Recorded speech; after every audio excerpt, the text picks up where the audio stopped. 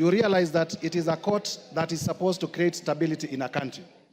And therefore, for that particular purpose and for that historical understanding, allow me to join the rest of the members of this House in congratulating our judges of the Supreme Court in so far as balancing the philosophical, technical, and political interest in determining the place of public participation in our governance system. Having said that, Mr. Speaker, and having had a cursory look at the decision of the Supreme Court, I realized that the Supreme Court did lay grounds, factors, and the test that is to be relied upon in terms of initiating public participation for legislative work and for decisions on policy matters, in terms of how those decisions are going to be processed through the legislative system, but also importantly, the test upon which courts of law are going to use to determine whether public participation indeed has been applied satisfactorily, both qualitatively and quantitatively.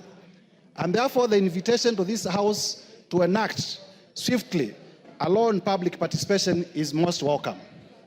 As my chairman, the Honorable George Gitonga Morogara, has said, in the Justice and Legal Affairs Committee, we had begun to look at ways of closing this gap because we were also aware, as a committee of the House involved in matters justice and matters law, that we cannot continue having a legal lacuna in terms of public participation.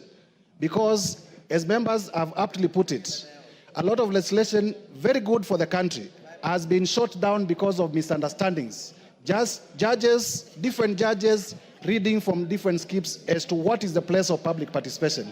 And I will therefore be very supportive when finally the state publishes the public participation law in line with the decision of the Supreme Court. But also importantly, Mr. Speaker, as this House considers the question of public participation, we may also need to consider the question of a referendum law, because hand in hand with public participation is the place of a referendum in our governance system.